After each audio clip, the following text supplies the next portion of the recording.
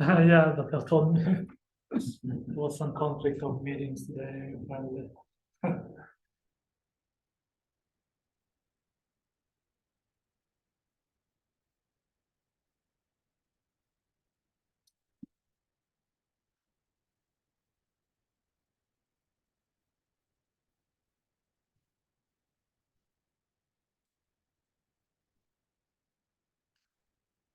Remind me, please, who is in this group?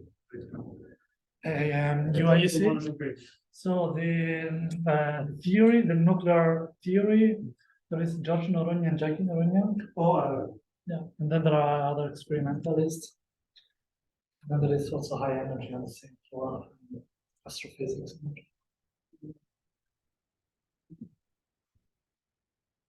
I am a postdoc with George Noronha. They visited us this last semester, right? Yeah.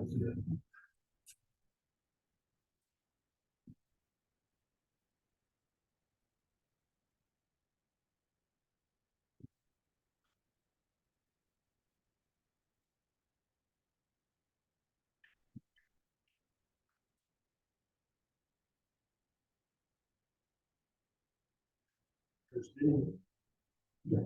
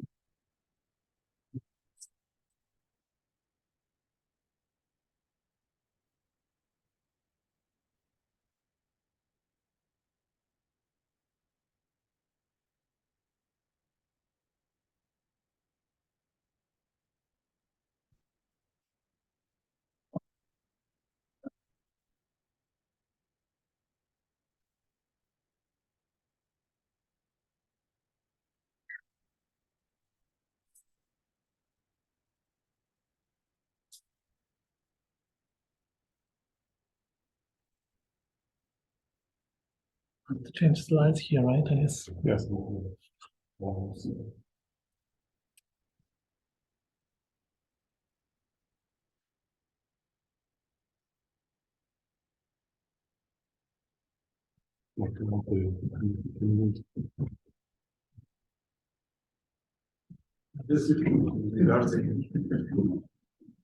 want to point at something, but not really.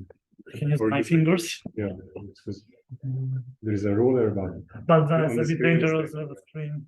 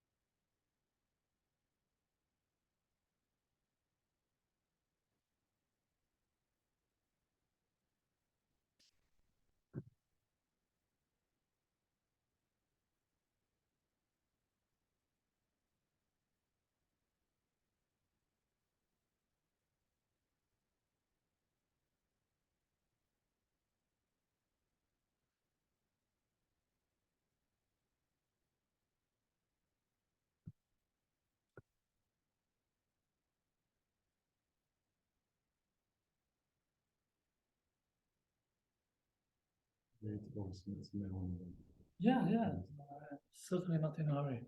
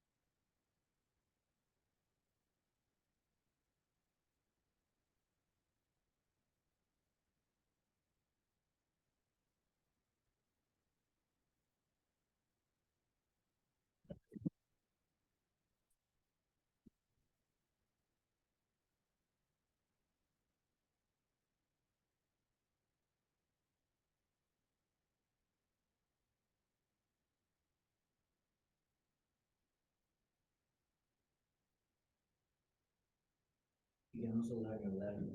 Yeah.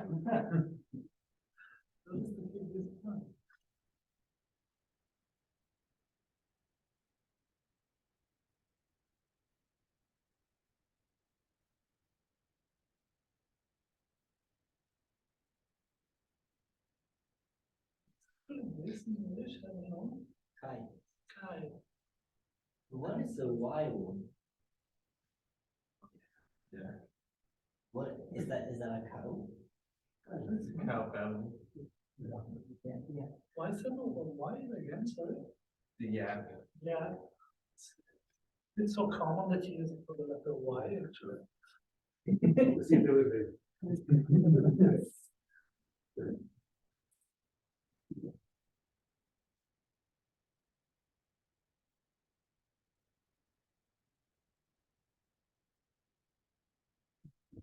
And this? Racket, I think. Or is a racket?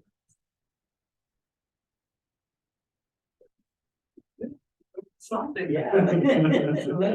It was more instructive than I thought of.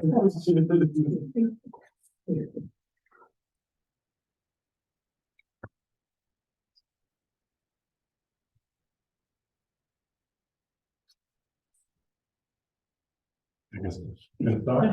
So, yeah. Hello, everyone.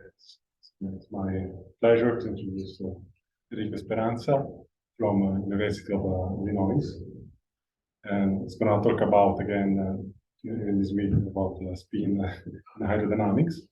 If you're also going to talk about hydrodynamics. Please, go ahead. Thank you. But are you recording now? So I always ask. Yeah, Saul's going to record it. Okay. So thank you for the invitation. It's a pleasure to be here. So I'm going to talk about, as the title says, the description of a liquid which is formed in heavy ion collisions, which is believed also to be present in the early universe. And one thing that is important that I will also talk about is when this system starts to rotate, starts to spin. And this is also something that we know now is probed in heavy ion collisions, relatively heavy ion collisions. So, should we click something? All right. Okay. So that's how relativistic heavy ion collisions work. So we have two heavy ions which collide, relativistic speeds. So they are Lorentz contracted, and then the evolution undergoes certain phases. So there is a thermalized phase where after some initial state out of equilibrium, there is a thermalized state which is formed, which is called four-gluon plasma, where quark and gluons are deconfined, so are not confined inside of hadrons anymore, inside of nucleons. And then this, as the time passes and the temperature cools, then quarks and gluons start to hadronize, and the system undergoes a phase transition to a hadronic phase, where we call it hadron gas. Then at some point, the system is dilute enough that no medium, we can consider that no medium is present anymore, so no notion of temperature or chemical potential makes sense anymore. And this is called freeze out, where then particles reach the detectors after. And this is what we basically see in the detector. We only see particles which decay of hadrons that reach the detectors. So from the analysis of these particles, we can infer properties of the four-gluon plasma or the hadron phase. So one important thing is that what I will be focusing is basically the description of this phase, the phase of the four-gluon plasma, where the remarkable thing is that this phase is what is believed, as I mentioned, to be present in the early universe, a few microseconds after the Big Bang. And one remarkable thing is that this very complicated system, which is made of interacting quarks and gluons, which obey quantum chromodynamics of positive interaction, so it's very complicated. But remarkable thing is that we can approximate this very complexity in hydrodynamics. Actually, hydrodynamics, in this sense, is a very powerful effective theory for this phase. And So hydrodynamics is a classical theory in the sense that we can derive hydrodynamics without any notion of quantum mechanics. It's a classical theory. And what I'm going to discuss here as well is what happens if you include the spin of the particles inside this, this macroscopic description as hydrodynamics is. So this is basically the outline of my talk. And this is motivated from relativistic heavy ion collision experiments. But first of all, in order to emphasize how these two things are related, so macroscopic properties of matter, namely evolution of the fluid, and microscopic properties of the matter, namely the spin of the particles. I want to highlight, want to describe some mechanism which triggers the interaction between these two aspects. And this is the Barnett effect. So if you take a ferromagnet and you start to rotate it, then what one observes after some characteristic time is that the dipoles will align. So the spins of the particles, of the electrons, will align along the direction of the angle of the rotation in this case. So the angular momentum. And this this process here is the prime example of the interaction between some microscopic quantity, the spin of the particle, and some macroscopic properties, so the rotation. So this already shows, and this is something known since more than 100 years, that's the way how quantum mechanics, or one way how quantum mechanics can talk to the macroscopic world. And so that's the question we want to ask is whether something like this can happen in relativistic heavy ion collisions, in particular in non-central heavy ion collisions, because in non-central heavy ion collisions, we have the finite impact parameters of the two ions which collide. Namely, we have an angular momentum associated to the collision, so initial angular momentum. And what we can ask is whether something like the Barnett effect also happens in the quark-gluon plasma, because the quark-gluon plasma will also have some angular momentum, and in part, at least in part, this angular momentum will be transferred as vorticity. So the vorticity, so we have a quark-gluon plasma which rotates, then we can ask the same question, can polarization through rotation also happen in relativistic heavy ion collisions? And actually the answer is yes. Now we know that this happens, and one way of seeing this polarization, which using a very simple model of thermodynamic equilibrium. So there is an effective interaction which couples the spin of the particle sigma with the vorticity of the medium, the rotation of the medium. So if we use some simple thermodynamic equilibrium distribution function, where here the energy is sigma dot omega over the temperature, and we can calculate the expectation value of the spin operator, namely the Pauli matrix. This can be, for example, the rest frame of the particles. This is also valid in the non-relativistic case. And then what we see is that the polarization, this P, is parallel to the vorticity. So this is something that's nice, because it tells you that whenever you have in this thermal model, thermodynamic equilibrium, whenever you have some vorticity, you also have some polarization. And there is, of course, the problem is that this number may be very small, so you may not see it. But since in heavy ions, the vorticity is very high, as we're going to see, then this polarization is actually measurable. And this is what triggers particle polarization, hydropolarization in heavy ion collisions. Okay, so this is an important formula because it relates polarization to vorticity. And this is what was indeed detected. So this, by the star collaboration at RIC, this is a plot which shows the polarization vector of lambda particles as a function of the square root of energy of the collision. And we see that there is a pattern. So the polarization of lambdas is higher as the collision energy is actually lower, and then decreases as the collision energy increases. And this polarization was extracted by the lambda weak decays, which gives a direct connection to the polarization vector.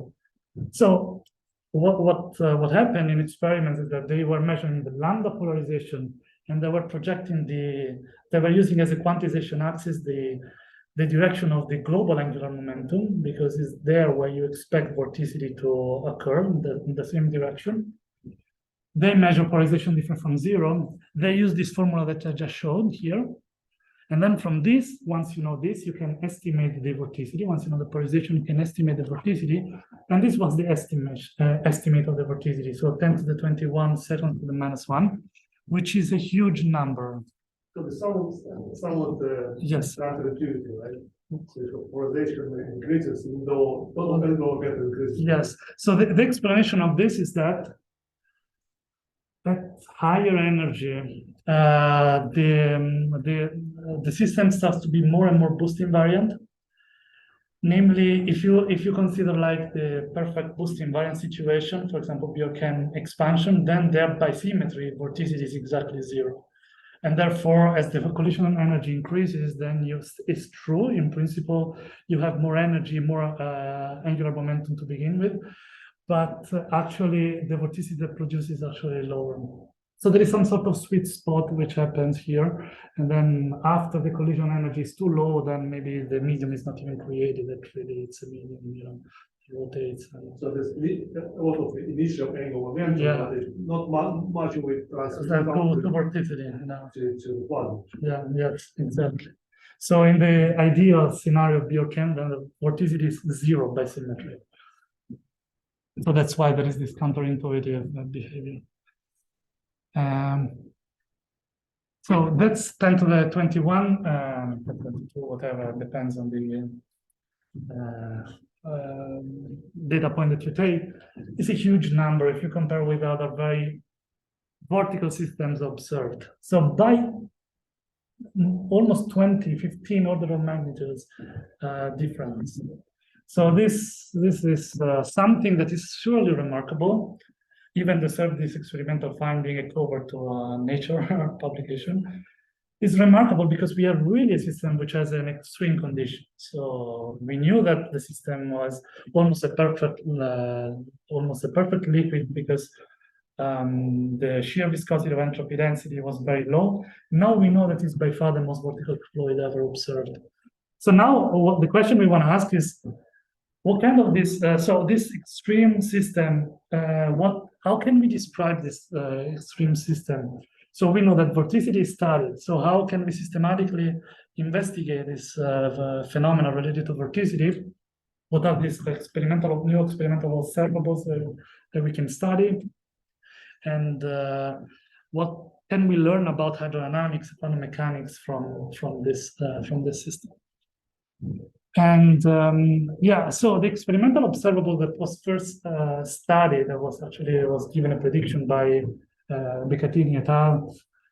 And the whole the first experimental observable that was proposed, so it's the polarization vector, was first calculated in this paper, and two assumptions were made when you calculate this observable. This is a spin vector, right? This is a spin vector, namely what is measured in experiments. And what you do, you make two important assumptions, namely spin degrees of freedom are locally thermalized, so there is local equilibrium of spin degrees of freedom, so there is no spin dynamics in this.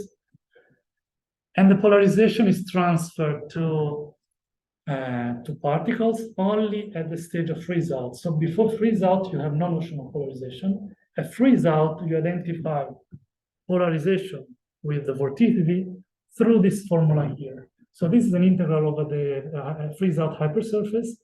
And then you can here immediately see that if omega, this thermal vorticity, just convenient combination to put the vorticity, but you also have gradients of temperature and segmental fluid velocity.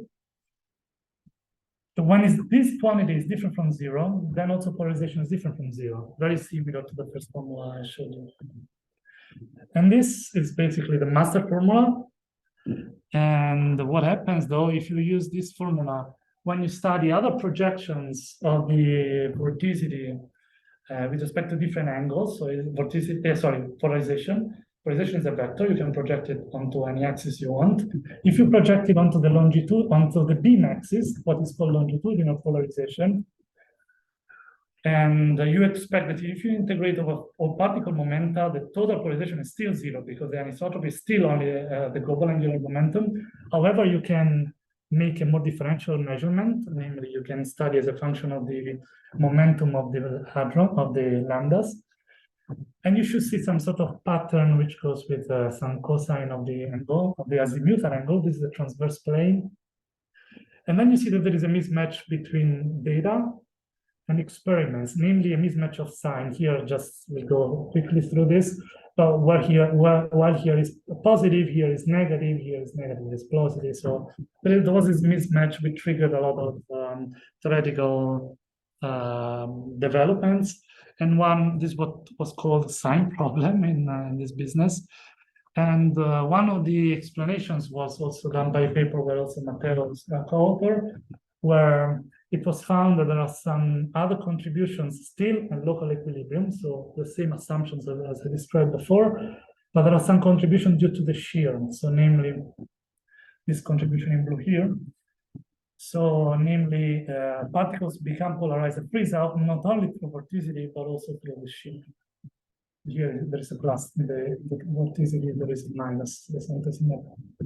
And this is symmetric. So that's a new contribution which managed to at least recover some agreement with experiments. And there are some assumptions made, namely temperature gradients are neglected onto the hypersurface and so on. So, but this was a good indication that something was missing in that formula. So now we can actually, I will not talk really about spin one particles, but it's important for me to motivate it as well, because we can study polarization of other particles and we see that the situation is very much more complicated. So what it was also measured is the spin alignment, namely the imbalance between transverse and longitudinal polarization of vector mesons of phi meson and k star 0.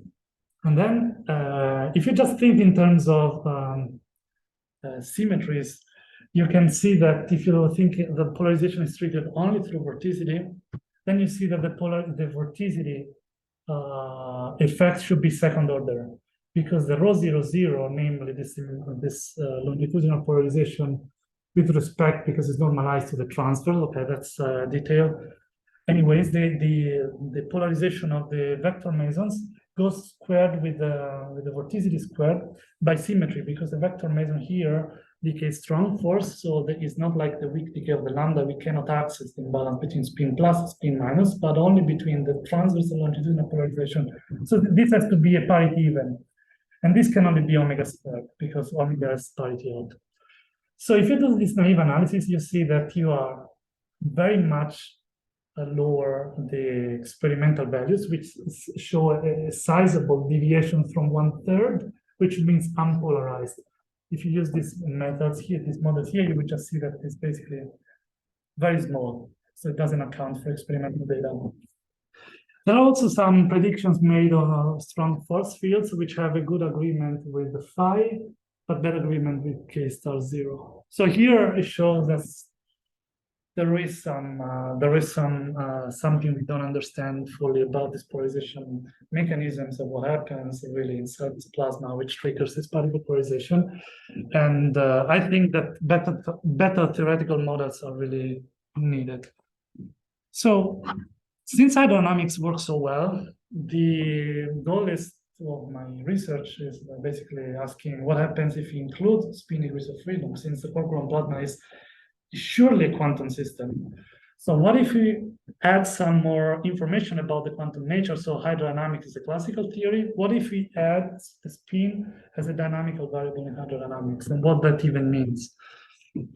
And so first, just want to discuss what hydrodynamics, what we mean by hydrodynamics conventionally. So hydrodynamics is a theory which should emerge from the quantum field theory in the long wavelength and low energy limit. So we basically say that in this limit, in this regime, the evolution of the system is dictated by a few conservation laws, for example, energy momentum of charge, if you have a conserved charge, And also, one important thing is that there must be a separation of scale, at least in principle, between a microscopic scale, for example, the mean free path of the particles which scatter inside the medium, and a macroscopic scale related to how macroscopic quantities varies. So, this, for example, can be also the size of the system, roughly speaking. So, if there is such separation of scale, which is quantified by this ratio, which we call Knudsen number, if this Knudsen number is much less than 1, namely there is a separation of scale, because the mean free path is much smaller than L hydro, than this macroscopic scale, we say that the fluid emerges. And the fluid dynamics is constructed by an expansion with this Knudsen number. And this expansion of the Knudsen number is the gradient expansion. And this is hydrodynamics as one usually constructs it. So hydrodynamics is actually a very simple theory in a sense. Hydrodynamics is described, you have a few fields. This is just not relativistic, just to give a easier idea, better idea. So we have in the relativistic case, we just have the mass density and the fluid velocity. So this in blue are the fluid lines, and the rest in red are the fluid velocity.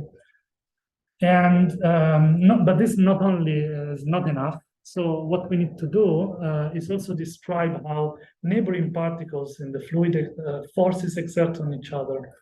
Namely, we need to describe in terms of macroscopic thing, we need to describe what the stress is. So the stress is defined as force over area. So the units of the stress is the pressure. And in fact, the simplest stress we can think of a fluid is the pressure in equilibrium. So that's basically, once we have this, we have the conservation laws, then we have hydrodynamics. So the problem of hydrodynamics is how to model the stress, basically.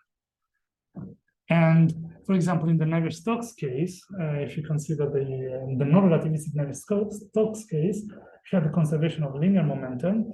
We have the stress tensor, which is assumed to be symmetric. And then we can always decompose the stress tensor into a part which doesn't depend on gradients, which is at 0th order of this Knudsen number, which is the ideal part, which doesn't produce entropy, plus a dissipative term, which contains all other orders in Knudsen number. And the Navier-Stokes case is when we truncate this stress tensor here into this dissipative part at first order in gradients. And then we have the usual shear part. Yeah, so this data here is the shear viscosity. And then we have the usual bulk thing. So this is the theory that works very well in the non-relativistic case. What we want to do now is generalize this to relativistic case. And here was actually the problem arises. So we would like to do something similar. Now in the relativity, momentum and energy are together. So we can construct some more general tensor, which describes called the energy momentum tensor, where you have all the components describes the energy density. So we don't talk anymore in terms of mass density, but in energy density, you have energy flux, momentum flux, and then we have the stress inside, the pressure and shear and anything we want. So we do the same as in the Navier-Stokes case. We divide into the energy momentum tensor into something ideal. Here, if you also have a current, but it's not so important at the moment. And then we have something that produces entropy, so the dissipative part. So again, the problem of relativistic hydrodynamics, how to model the dissipative part. That's basically the whole point of constructing relativistic hydrodynamics. So one can say, okay, I do the generalized, instead of having the bulk, which is contracted only with the spatial index, I do with the Lorentz index. And this is something also done in Landau-Lifshitz, driven by the second law of thermodynamics. But there are some problems when you try to generalize naively in this way, namely problems related to stability and causality. So relativistic theories of hydrodynamics must be compatible with the Einstein's relativity. This means that this is not an option, at least in my opinion. So theories of hydrodynamics must be causal, namely the information cannot propagate at speeds larger than speed of light. and stable. Namely, if you deviate slightly from equilibrium, then the system will return to equilibrium. Even if it seems that these two things should be automatically satisfied once you construct a covariant form of hydrodynamics, relativity hydrodynamics, that's indeed not the case. And the theory, the textbook theory by Landau-Lifshitz is actually a prime example of this, which violates both causality and stability. So it's not suitable for numerical conditions. So you cannot use that for make any kind of predictions.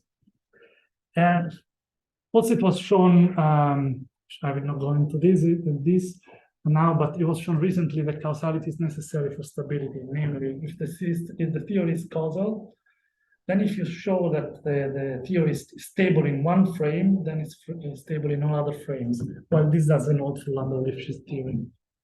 Anyways, the point is that how can we construct causal and stable theories of relativistic hydrodynamics?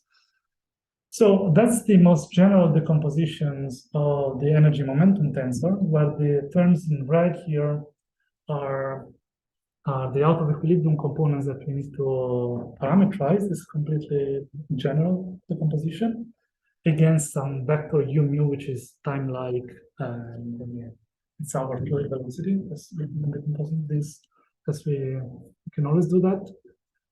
And then the different choices we can make of this A, pi, Q, and J are what we call hydrodynamic frames. So hydrodynamic frames here is not related to Lorentz frames. It's just a choice that we make of our variables. In fluid velocities and then the energy density, for example. The bulk here is a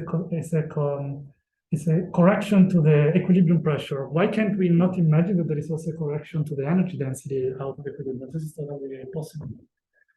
Then we have some two notable examples in the literature where A is 0, for example, the lambda frame, or the J is 0 and the Eckert frames. The Eckert frame, however, both these two cases are acausal and unstable. So so the goal is that causality and stability must be ensured regardless how we define the out of equilibrium variables. So how can we actually do that? Sorry, so Yes. what's the difference between, let's say, epsilon and A? Epsilon is ideal and A Epsilon is equilibrium. All in blue is all equilibrium. the other part are the C. All are out of equilibrium points. So you do this, so we are familiar with doing this with the pressure, right? This is what we always do with pressure. But the thing is that why can't we do this for the energy density? Of course we can. It was just more unusual. Usually people never wrote that, but it's in principle possible and actually important to ensure causality. Because one way to ensure causality in this theory here, I didn't say what these out of equilibrium corrections are, what these things are. So we can formulate in terms of first order gradients, but actually what is done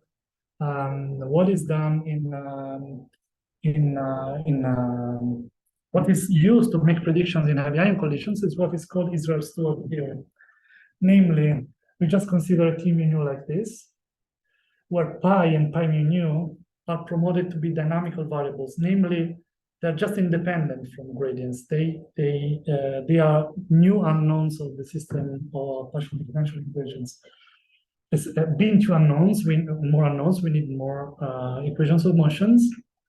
And the equations of motions are dictated by these relaxation type equations.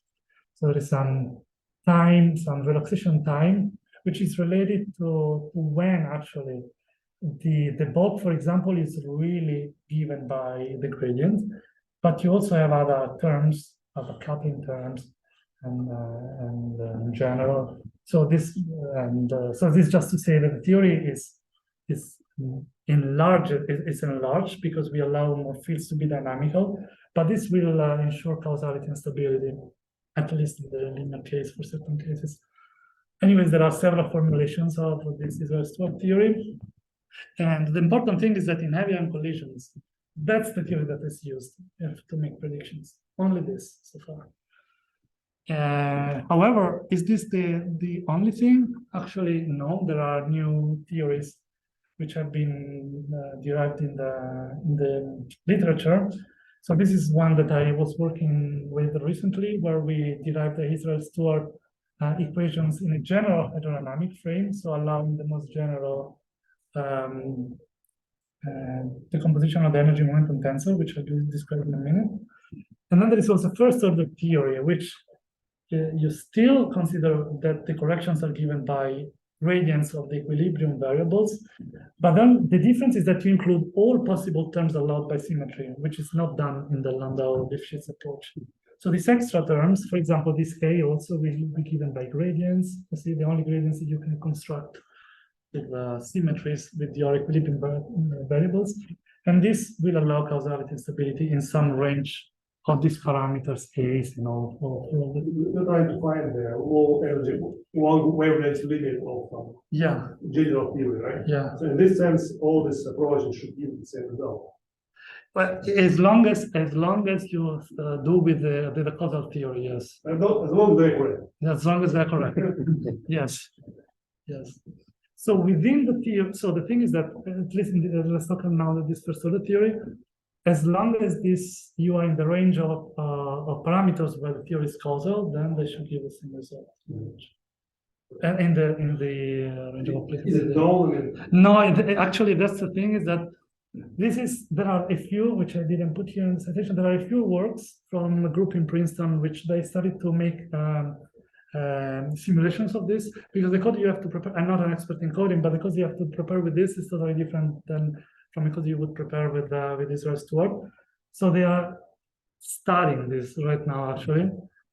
And yes, so for Israel Stewart, the thing is a bit different in the sense you allow a more out of equilibrium dynamics, more different and more general out of equilibrium dynamics, and this also must be more investigated. And so this is a bit technical, but just to say the line of thoughts. So you, as I said, you promote all these out of equilibrium quantities to be dynamical. And what you do is to write down the most general entropy current that you can construct is second order terms of these out of equilibrium quantities. Then you ensure that this is also what's done in the Israel Stewart original paper. Then you ensure that that the entropy is positive definite. And then with this, you can find some sufficient conditions for this. And these are the will lead to the equations of motion of all these quantities, which are this relaxation time equation. The relaxation type equations. Here the relaxation times are already, for example, this BA, B pi, and so on. Anyways, just to see that you can derive this most general theory, which would allow for a more complex out of equilibrium dynamics. And the thing is that if you, for example, initiate your system with the Landau frame, then you will see that causality will work in such a way that the system will deviate from the Landau frame. So you can see this you can see from you don't need to do the prediction, the numerical simulation, you can see from the equations. But anyways, another important thing is that if you do the gradient expansion of this, you can recover BD and K. And it's important to put that these terms are listed here, because if you miss some, then you don't generate BD and K. You will leave some terms out of BD and K. So it's important that you include all couplings here. What does the causality mean? No, so, the same, that this field... This was general in hydrodynamics. In hydrodynamics, it means, for example, that you have a domain of determinacy. For example, if you start from some initial conditions, what you want to ensure is that the points in the future are related causally to your initial conditions. So in this sense, we say that the theory has to be hyperbolic. For example, the diffusion equation is not, and that's the problem of the Landau theory, Landau-Lifshitz theory. They are diffusive equations, and then you have this problem. And so, in other words, what you can do, for example, in the linearized case, this can be proved also in the nonlinear case. In the linearized case, so if you study linearized from in equilibrium, you see that the modes of propagation will have a speed which is faster than the speed of light. It's actually not bounded. This is already what comes out in the Landau-Lifshitz case. So yeah, so this is the thing. We say that there is a domain of determinacy.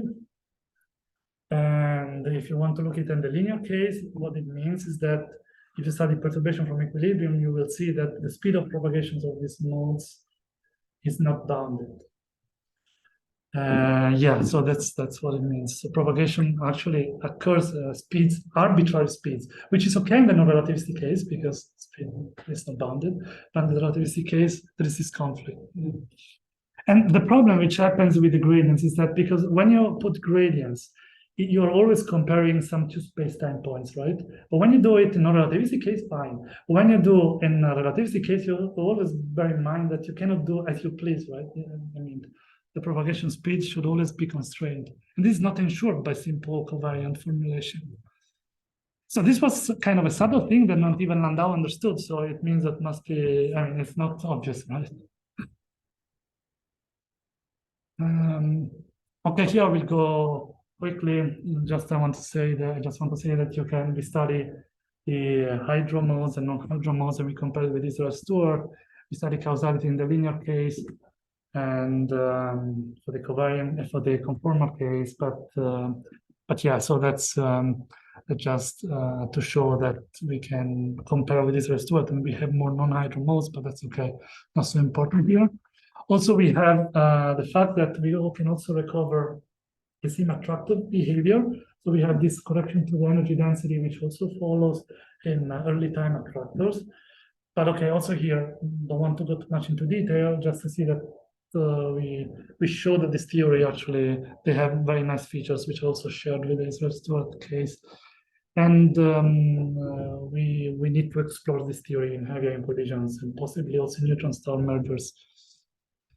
Okay, so this is brings me to the second part of the talk, basically, where I want to discuss spin hydrodynamics. So what does it mean? Let's start again with the picture we had before. So where we had fluid lines and the simple system like this. So now what we want to ask is, what happens if instead we consider some microstructure of the fluid? So the fluid is not made of point-like particles anymore. So without any knowledge of the fact that particles have some microstructure, whatever we want to mean by this microstructure. But instead, there is some intrinsic angular momentum associated to each space-time point. What does that mean? It's not actually such an absurd thing to think, because this is also there in the classical case. Imagine that you have a system where you have rigid balls which can rotate, and we want to see whether what happens in the system in the hydrodynamic regime. This is a totally fair question to ask. And how does the internal rotation of the balls talk to the rotation, for example, of the fluid as a whole? That's basically the question we want to ask. And this is indeed well sort of studied in a non-relativistic case.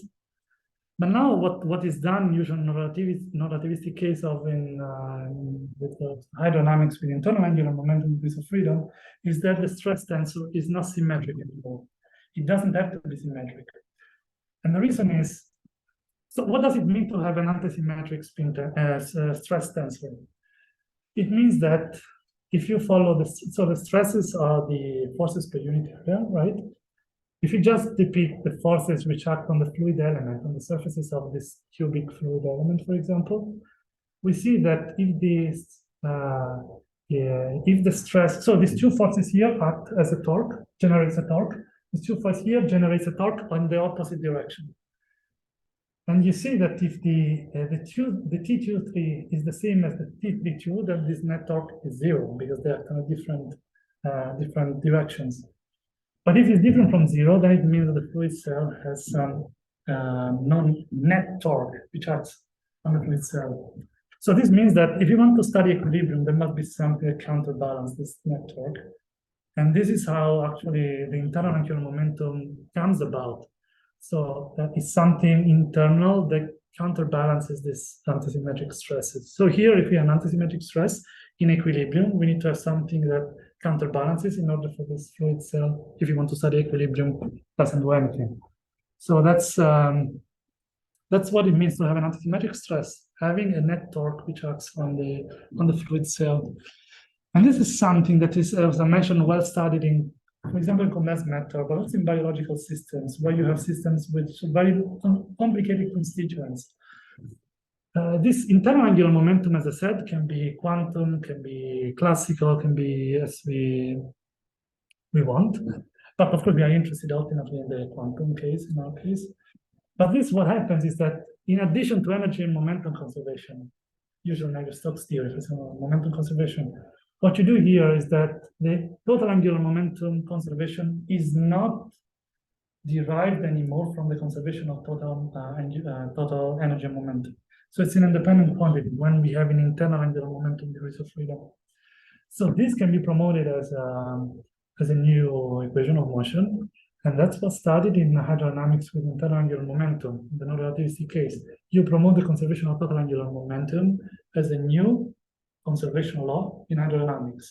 So as I mentioned, right, hydrodynamics is dictated by conservation laws. In usual Navier-Stokes, we only have linear momentum. Here we have also angular momentum, and that's basically the thing. Well, the stress here is antisymmetric. You introduce a new quantity which is called couple stress, which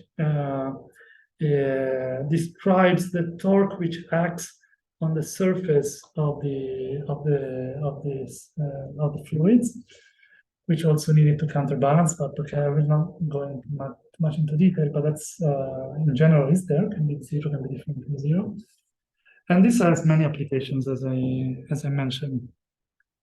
So now what we want to do is to generalize this, as we did with hydrodynamics, hydrodynamics. And so what we do is we promote the total angular momentum as the conservation laws in the relativistic case. So what we do here, we introduce what we call spin tensor. So together with the energy momentum tensor, we introduce the spin tensor 3 index rank 3 spin tensor.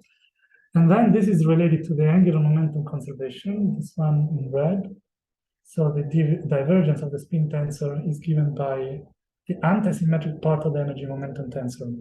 So now we do not only have fluid velocity and temperature, fluid velocity or energy density, whatever we want to, but here we also have more equations, more unknowns. So we have also what is called spin potential, which is this is the Lagrange multipliers associated to energy momentum conservation, beta. Omega is the Lagrange multipliers associated to total angular momentum conservation, which away from equilibrium is different than unrelated to the Or just the spin? Say it again, sorry. Is the spin potential Yeah, to total and the momentum? to the total, yeah, to the total angular momentum, yes. And then you can reshuffle some part into the energy momentum. Part is Yeah, already you can taken care put it in of by here. the- Yeah, but in principle, it's not the total. So the way we do here is going to be a bit just a couple of slides. What we do, so we derive hydrodynamic spin hydro from kinetic theory, and since we want to do from quantum field theory, what we use is the Wigner function. So this is actually in the conventional quantum mechanics. The Wigner function is an alternative formulation of the usual what you would do usually with the wave functions. So you define an object which is in phase space. That's why we want to use that in kinetic theory, some sort of analog of a distribution function, which is defined in this form here. And this is something already well known. I mean that from this function you can get the information of the probability in space, in coordinate space, in momentum space. So you can recover everything that is known in quantum mechanics. Is connected to probability, and expectation values of operators are given by some average which resembles statistical physics. So this P is just a conjugated variable of the Y here. This is just a trick, kind of a trick to have an alternative formulations, which has a very similarities in form of statistical physics. And for quantum field theory, we do the same, but except for the wave function, we have the field, Dirac field. And the interesting thing is that the equation of motion has a Boltzmann, actually not a relativistic case, but the equation of motion has a Boltzmann-like form. And that's very important. That's actually why we use this to derive kinetic theory from quantum field theory. So this you can see that as a Boltzmann-like form, so namely P dot partial. It seems like the usual Boltzmann equation, right? Except that this is very complicated. If you don't make any approximation, it just looks like a Boltzmann equation, but it is not. It's the same way as writing the Dirac equation with the general interaction. we didn't do anything. But yeah, so but that's inform us very nice, and that's why we use it again. So the way we solve these complicated equations here is by doing a semi-classical expansion, namely an expansion in H bar. So we want to go and look at the first quantum effects. So this is a classical field, 0th order, and then H bar is first order. And the collision term, so we can rework this, make approximation, molecular chaos, some of these things, and we can really cast it in a form which is very similar to the Boltzmann equation. And then we have a collision term. And the collision term also we expand in H bar. And what's important for us is that collisions in the kinetic picture, right? Usual Boltzmann equation collisions in the system happen locally, so in one space-time point. So in our case, the new ingredients is that the first order in H bar, we also have some non-locality, namely we have some final impact parameter in space-time. This thing of the non-locality is very important because it will lead to some also orbital angular momentum at the beginning of the collision, which can be transferred into particle spin at the final state of the collision. Because you have some orbital angular momentum, you need some orbital angular momentum to be transferred as spin to see some polarization effects. Here, just to say that we can cast it really, this non-locality, we can cast it in a form which is very intuitive because we have the usual collision term, which looks like this usual collision term with some non-locality. Here, I will not give much details, but it's a form which maybe people can buy because here it just, we do not require that particles are colliding in the same space-time point, but there is this deltas, which are deviations from the same point. You see, here axes are the same, but deltas are all different. So we have some non-locality there. And this depends on the momenta and so on. So we can study equilibrium. So there's the assumption of equilibrium from kinetic theory is that the collision term has to vanish. Local equilibrium. What we do is that if we include angular momentum conservation as well, our collision term with no locality, the conditions for local equilibrium are indeed the conditions of global equilibrium.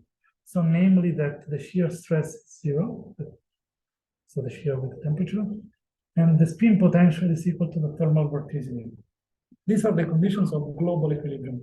This is something that does not happen in conventional kinetic theory without non-local terms and without spin. The thing is that the non-locality, so this, strictly speaking, is like equilibrium.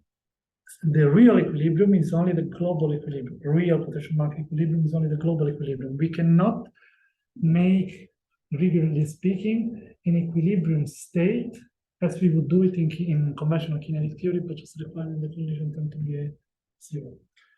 And yeah, so that's what happens. And so now, if you want to study the emergence of hydrodynamics from this system, so here I will maybe cut it short. What happens is that here as I mentioned, as I showed at the very beginning, we do not only have the mean free path, right? In conventional hydrodynamics, we have mean free path and hydro. Here we have an additional scale, which is this quantum scale, which is the scale of the non-locality, which is reasonable. I mean, it has to be smaller than the mean free path, right? Because otherwise it would be that the scale is too large compared to how particles collide. So it wouldn't make any sense to have the scale larger than the mean free path. So we do not only have the usual Knudsen number, but we also have this quantum quotation mark Knudsen number. And in Israel-Stewart, deviation from equilibrium are independent, and therefore we have also some other power counting here. So what we want to do here is construct hydrodynamics from kinetic theory using the method of moments, which is very technical and I will not really discuss it. But the point is to construct Israel-Stewart equations for spin hydrodynamics. So we need to have some power counting like this, make an expansion of our kinetic theory in this power countings here, which is very complicated, but that's basically the logic, make an expansion of our, in terms of our scales. So this quantity is here. And what happens is that with these letters here, we ran out of letters. So this is what we used. Got it thing. Yeah, I can't remember whether it's a J or whatever. So these are the spin moments, the moments which enter the spin tensor. So the usual moments in the energy momentum tensor, for example, the energy density, the bulk, which define as certain moments of the distribution functions. Here you can do the same with spin. In the spin tensor, they enter new distributive quantities. So this is just to give an idea. So we have new quantities, and we find that this Heisler-Stewart equations using that expansion I mentioned before, which leads to this Navier-Stokes terms here. And basically that's the final thing. And these things in red are given by the non-local terms, so the collision term can be proved. But it's just to say that we can construct an Heisler-Stewart theory from spin hydrodynamics. However, we don't know causality stability from this, of course, not yet. And yeah, here we can also calculate from kinetic theory this relaxation times here, and the takes to relax the Navier-Stokes term. And what we see is that on order of magnitudes, they are the same as the usual relaxation time in the conventional bulk and shear, for example. And this will leads us to say that in this sense, the use of spin hydrodynamics is justified. At least the relaxation to Navier-Stokes happen on the same time scale as it happens in conventional hydrodynamics. So this is calculated from kinetic theory, because the good thing of kinetic theory is that you can calculate these terms using some of the collision terms, some more simple models. So that's basically the message. Also here I will go, I want to show that using the solution of these Wigner functions, we can calculate the spin vector, which is the one that I showed you before, where you have the vorticity and the shear part. And then we can also obtain, okay, this is away from equilibrium. So we have corrections out of equilibrium, corrections of the spin vector. So we have a term here, which in equilibrium is exactly the thermal vorticity in global equilibrium. We have a term here which is 0 in global equilibrium because the spin potential is equal to the thermal vorticity. And again, we have a term where sigma is the shear, which resembles the term that Matteo et al. Have in their own paper. However, here it comes from this method of moments and this collision term. Although here I don't really want to, but the collision term, if you use constant cross sections, actually, this is independent of the cross section. So this may also be something that is not purely distributive. That's weird. We don't know yet.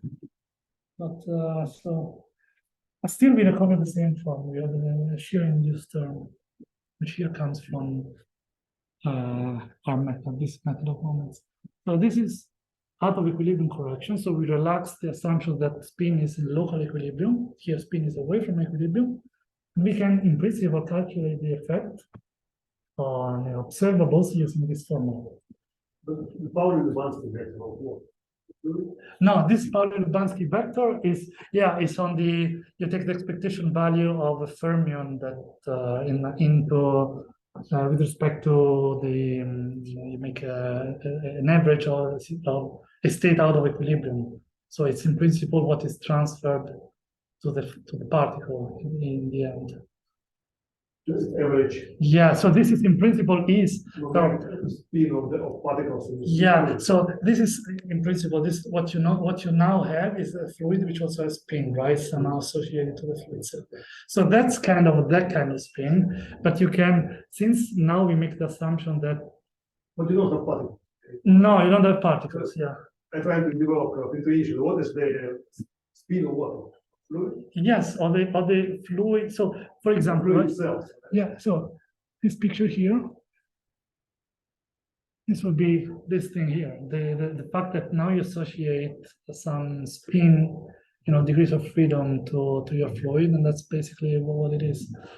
And of course, the assumption is that the spin is actually the spin of the particle eventually. When I freeze out, particles are really created, right? So that's the thing. That's the picture. It's simplistic, of course, but yeah, this is. But now we allow the system to have spin, or fluid spin, the spin all with all along the evolution, right? Not only at freeze out in the very end. But we can also see this formula. So in principle, you can also use this formula to do as Matteo Beccattini were doing, saying, okay, I decide only at this hypersurface that I create particles, and then I evolve even my conventional hydro and see what happens here. In principle, you can also do this as check, but of course, it's not the proper way to use it. So just last 5 minutes or so, I just want to emphasize that we don't know anything about how to give prediction of the spin hydrodynamics, unfortunately, because we don't know whether the system is causal and stable, so we don't know really how even to implement it. Yeah. Oh. And so with chiral hydrodynamics, what we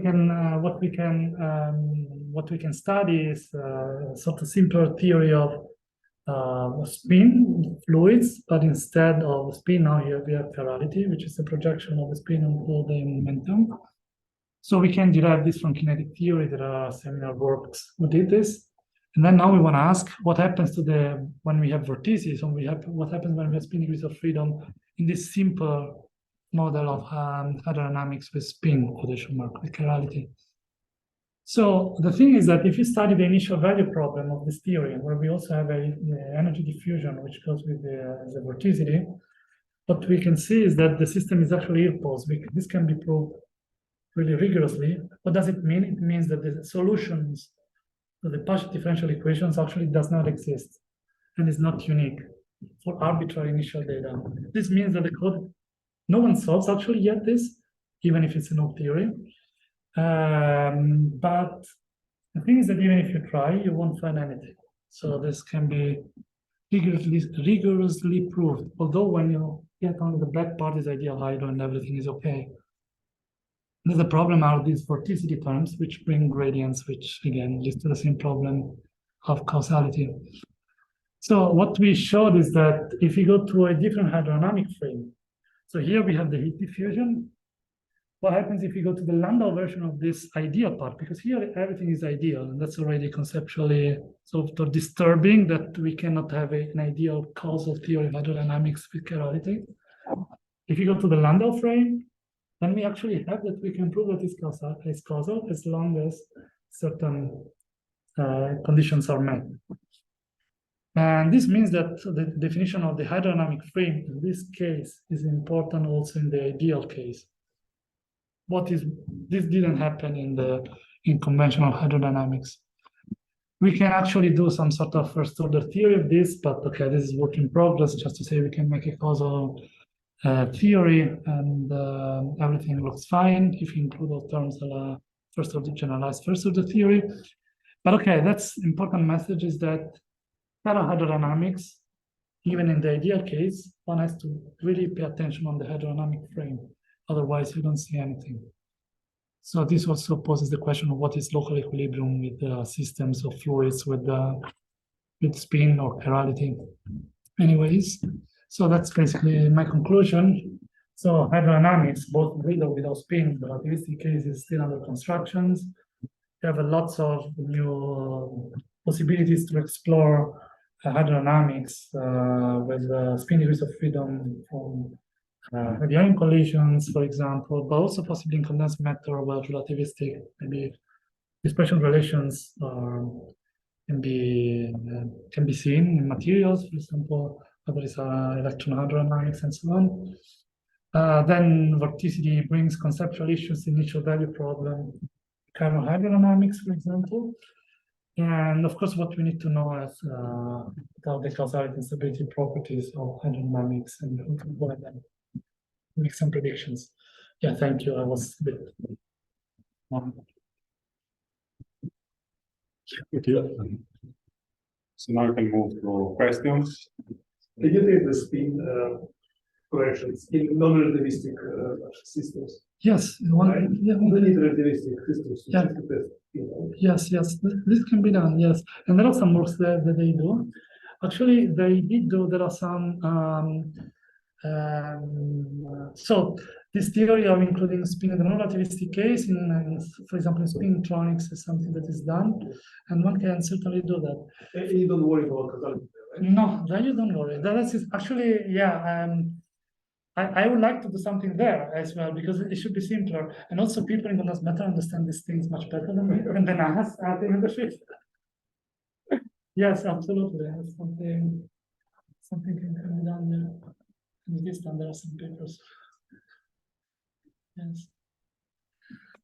I think also, so the other thing about non-relativity case is that now there is all this business of, as I mentioned, electron hydrodynamics in systems like graphene, but not only, there are other materials in which they see that electrons, when like the scattering of impurities is kind of negligible, so basically electrons conserve their momentum within themselves. Then there is a regime where electrons display hydrodynamic behavior. And they even saw this Poisson flow, this thing that like the flowing flow, right? They could visualize this, so they have this kind of things, right? They have some laminar flow, then you have something like this. And in this flow, the interesting thing is that you have also vorticity, because so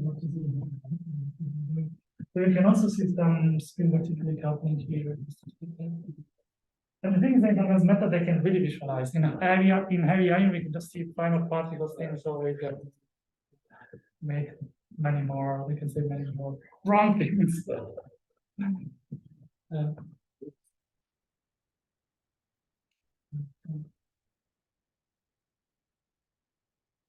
Question?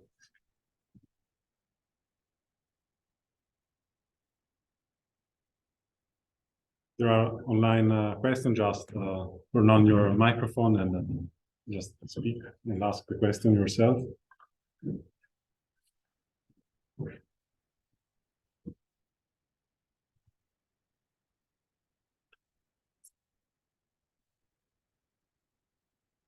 Hi. Please go ahead. Hi, Enrico. I'm Meng Yao, also a postdoc. Can I ask a question? Naive question. So at the beginning of your slide, you are comparing with this phenomenon with classical case, classical effect. I don't remember what at the beginning. Just first slide maybe. First slide. Yeah.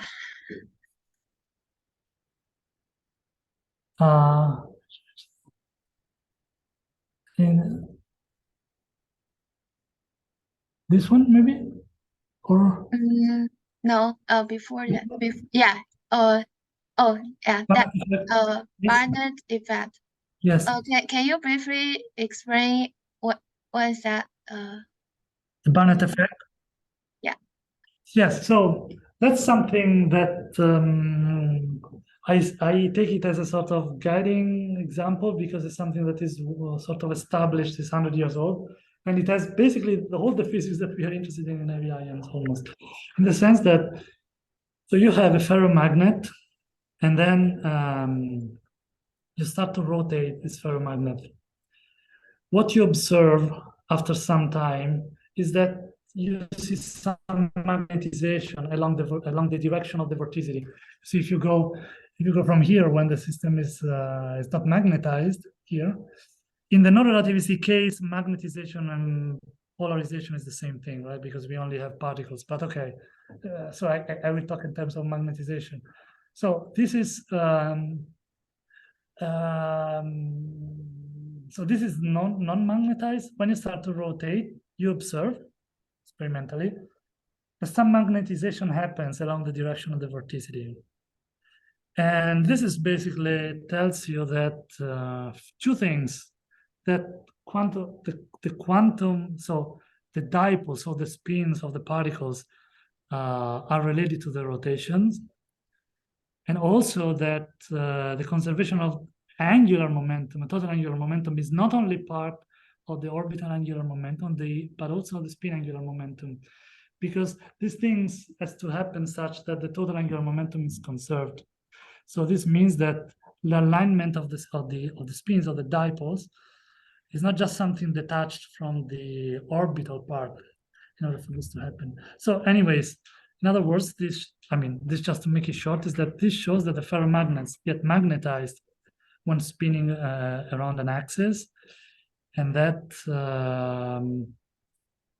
basically what also happens in heavy ions, that rotation and spin are inherently related by this. You can also have the opposite effect, so the reverse. The Einstein-Diaz effect.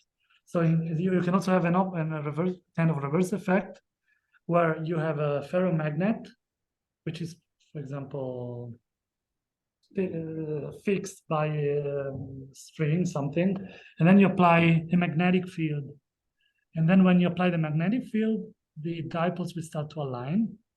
And what you will see is not only that the dipoles start to align, but also that the ferromagnet will start to rotate in order for the total angular momentum to be conserved. And yeah, so that's sort of counterpart of this. And of course, this spin rotation coupling is not so much exotic, because it's a kind of spin orbit coupling, right? It is a spin orbit coupling.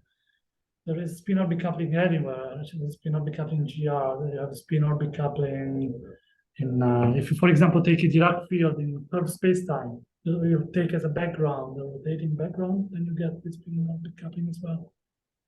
So it's something. So it's intrinsically a relativistic effect, actually. Yeah.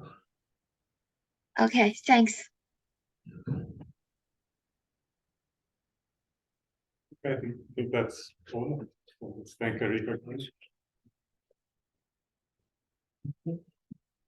Sorry, I was a bit long. I'll close the session.